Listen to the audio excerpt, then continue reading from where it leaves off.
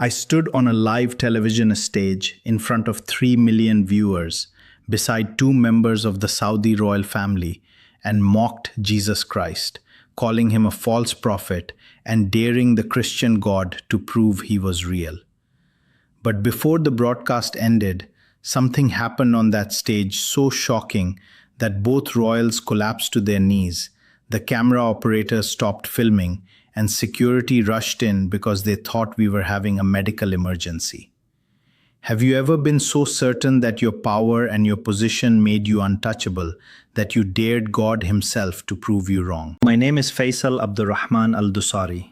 I am 29 years old, and on February 9th, 2023, I stood on the set of a private satellite broadcast in Riyadh, Saudi Arabia, alongside Prince Nawaf bin Turki and Prince Sultan bin Khalid, and publicly mocked the Christian faith in a segment designed to humiliate a Coptic Christian pastor who had been secretly sharing the gospel with Saudi nationals. I had no idea that the Jesus I mocked on live television was about to reveal himself in front of every person in that studio in a way so powerful that it would destroy everything I believed about power, about God, and about who truly sits on the throne of the universe. I grew up in the Al Malaz district of Riyadh, in a sprawling villa surrounded by high walls and shaded by date palms. My father, Sheikh Abdurrahman Saleh Ad-Dusari, was a senior religious advisor who served the royal court and sat on the Council of Senior Scholars. He was one of the most influential Islamic voices in the kingdom. When he spoke, princes listened. My mother, Faisal, came from a prominent Najdi family and wore full niqab every day of her life. She led Quran study circles for the wives of government officials in our home every week. Our family name opened any door in the country. Islam was not just our religion, it was the air inside the palace walls. While other boys from wealthy families spent time at private clubs or racing cars in the desert, I sat at my father's feet studying the Quran under his personal tutors. By 15, I had memorized the entire Quran. My father presented me before the Grand Mufti, who said, "Allah has blessed your family with a special son." I never missed a prayer, not once, even when we traveled to London or Geneva. During Ramadan, I fasted with a discipline that impressed the strictest scholars. My devotion was total. But devotion in my family meant more than worship. It meant defending Islam against every threat. My father taught me that Christianity was the greatest spiritual danger facing the Muslim world. He said Christians practice shirk, the unforgivable sin. He told me that Christian missionaries were agents of Western corruption. In Saudi Arabia, there were no churches, no public worship, no Bibles sold in shops, and my father wanted to keep it that way. By 19, I had been appointed as a junior liaison to the Committee for the Promotion of Virtue.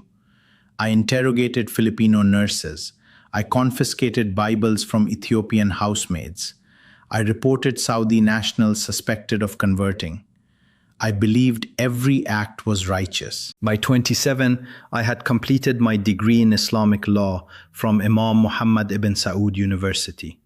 I was working as a religious media consultant, helping produce content for satellite channels that promoted Islamic values and countered Christian missionary broadcasts that leaked into the kingdom from Egypt and Lebanon.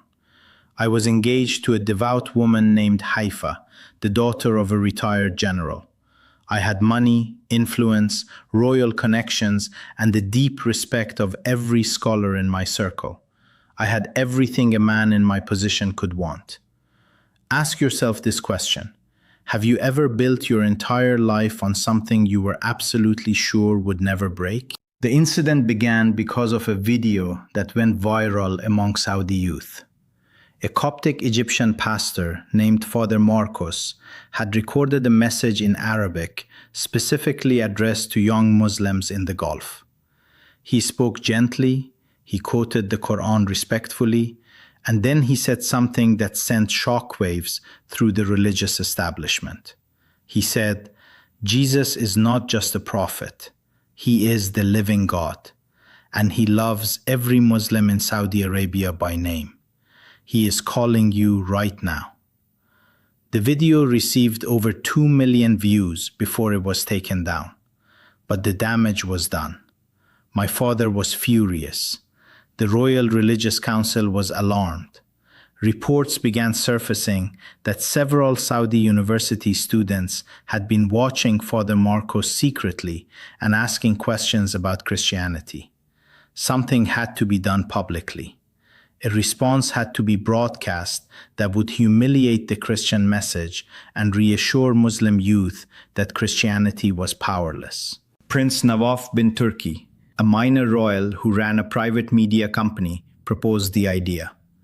A live satellite broadcast featuring prominent voices from the Islamic establishment dismantling Christianity on air.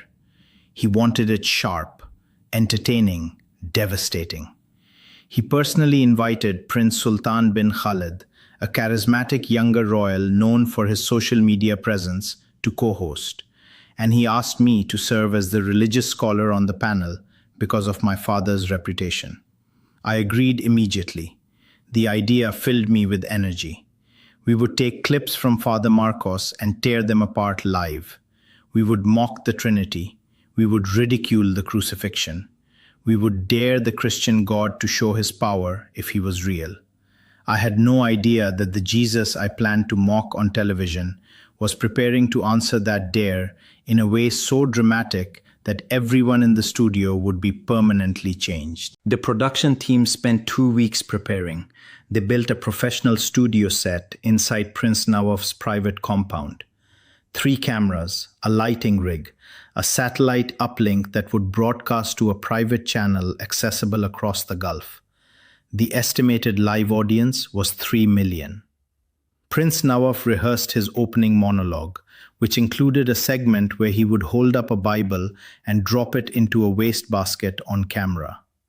Prince Sultan prepared jokes about the Trinity that he planned to deliver with the timing of a comedian. My role was to provide the theological weight, to quote Islamic sources that proved Christianity was a corrupted faith. Our plan was simple: 90 minutes of live programming that would humiliate Christianity and remind every Muslim watching that Islam was the only truth. I felt completely certain Allah approved. The night before the broadcast, I prayed Tahajjud at 3 in the morning in the private prayer room of my family's villa. I pressed my forehead to the cool marble and asked Allah for eloquence and power.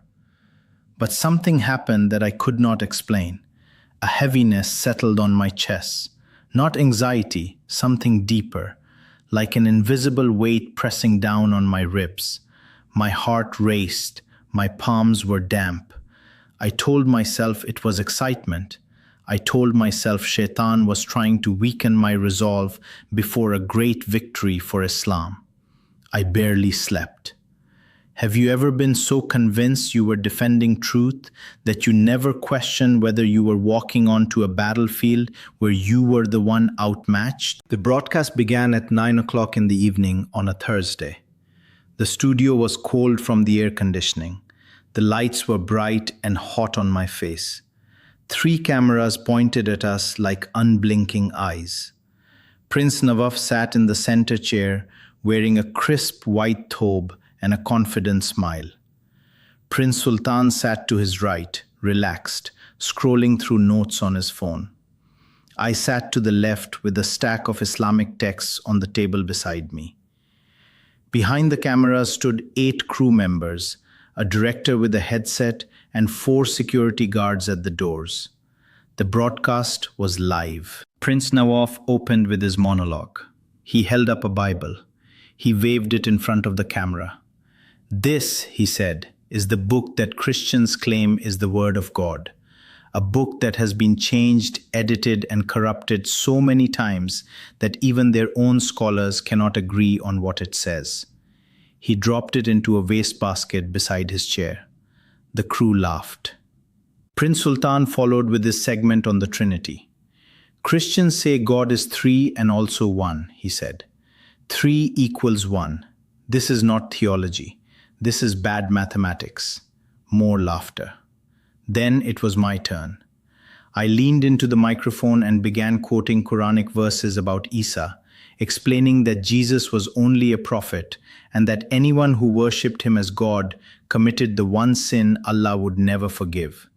I spoke for 12 minutes with absolute authority. Then Prince Nawaf did something that was not in the script. He looked directly into the camera, pointed his finger and said, "If the Christian God is real, if Jesus truly has power, then let him show it right now. We are live. 3 million people are watching. Show us your power, Jesus, or admit that you are nothing." Prince Sultan laughed and clapped. I smiled. The crew shook their heads with amusement. That is when it happened. The moment that changed everything I believed about God. The studio lights flickered. Not a power surge, a flicker, like a candle in wind. Then they steadied. Then they flickered again. The director said something into his headset. One of the camera operators looked up at the ceiling. And then the temperature changed. The studio had been freezing from the air conditioning, but in a span of 3 seconds, the air became warm. Not warm like a heater had turned on, warm like standing in sunlight, living warmth that pressed against my skin and moved through my clothes and into my chest. I looked at Prince Nawaf. His smile was gone. His face had gone pale. Prince Sultan had stopped laughing. He was gripping the armrests of his chair. Then the light came. It did not come from the studio lights. It came from the center of the room, a golden radiance that had no source and no edge. It filled the air like mist. It was alive. I could feel it, not just see it. I could feel it moving across my face like a hand. The cameras were still rolling. The crew had frozen. One of the security guards took a step backward and pressed himself against the wall. And in the center of that light, standing between the 3 chairs and the cameras, was a figure. He was taller than any man in the room. His robe was white, but not fabric white, light white. His face held an expression I had never seen on any human being. It was authority so total that every cell in my body recognized it as the presence of a king. But his eyes were not angry. They were filled with a sorrow so deep and a love so vast that the combination hit me like a physical force. He looked at Prince Nawaf first. Nawaf made a sound like a man who had been struck in the stomach. His legs gave way. He slid off his chair and landed on his knees on the studio floor. He was shaking. He looked at Prince Sultan. Sultan collapsed forward, his forehead hitting the table. He was weeping, sobbing. His hands clawed at the surface like he was trying to hold on to something solid. Then he looked at me. Jesus looked directly at me, and I felt every wall I had ever built inside myself crumble like sand. He spoke, not through the air, through my bones, through every thought I had ever had. He said, "You asked me to show my power. Here I am. But I did not come to show you power. I came to show you love. The power you mocked is the power that holds every atom of your body together right now. The name you dropped into a wastebasket is the name above every name, including the names of princes and kings. I am not offended by your mockery. I am grieved by your blindness. You have spent your lives serving a kingdom that will turn to dust, and you have ignored the kingdom that will never end." My knees buckled. I collapsed onto the studio floor. Tears poured down my face so fast I could not see. I was crying harder than I had ever cried in my life. Not from fear, from the overwhelming, crushing weight of being completely known and completely loved by someone I had just publicly humiliated. I had no idea that the God I dared to prove himself would respond not with punishment, but with the most devastating kindness I had ever experienced. The cameras were still recording. The crew members were on their knees. 2 of the security guards were weeping against the wall. The director had removed his headset and was sitting on the floor with his hands over his face. Minutes could have been hours. Time lost all meaning in that light. Then Jesus said one more thing. He said, "The broadcast you created to destroy my name will be the testimony that carries my name further than you ever imagined. What you meant for mockery, I will use for salvation." The light faded slowly, like a sunset that takes its time. When it was gone, the studio was silent except for the sound of grown men crying. Prince Navaf was still on his knees. His white thobe was stained with tears. He whispered, "He is real. He is real." The director had cut the live feed 3 minutes after the light appeared. But 3 minutes of that broadcast had already gone out to 3 million viewers.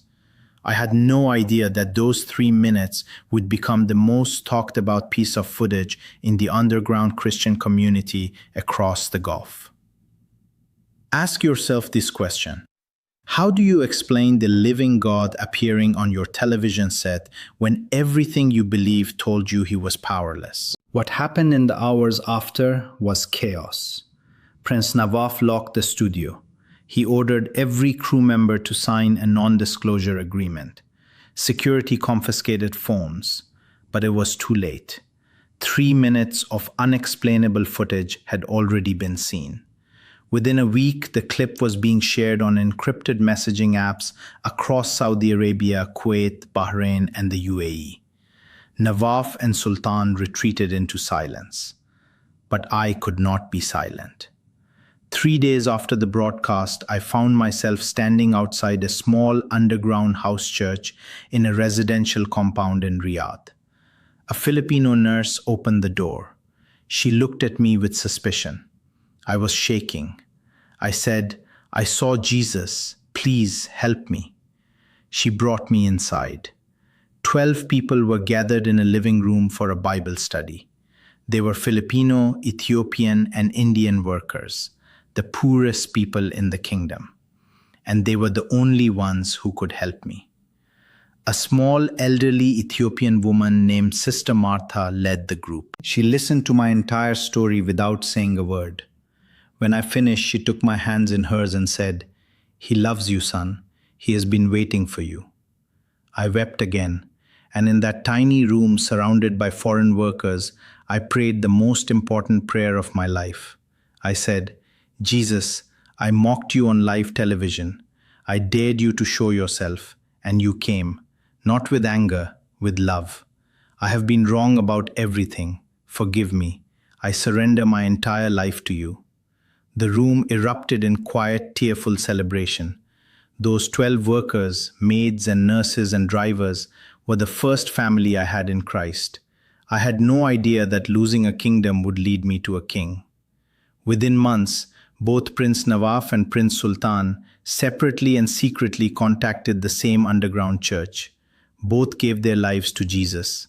I was baptized 4 months later in a bathtub in a workers' compound in Riyadh. I chose the name Paul because Paul had been an enemy of Jesus who became his greatest messenger. And that was exactly who I intended to be. The cost came fast. My father learned the truth through a relative who had seen the smuggled footage. He summoned me to his office. He sat behind his desk, the same desk where he had counseled princes. His face was stone. His voice was cold as iron. "You are no longer my son," he said. "You are dead to us. If you speak of this again, I cannot protect you from what will happen."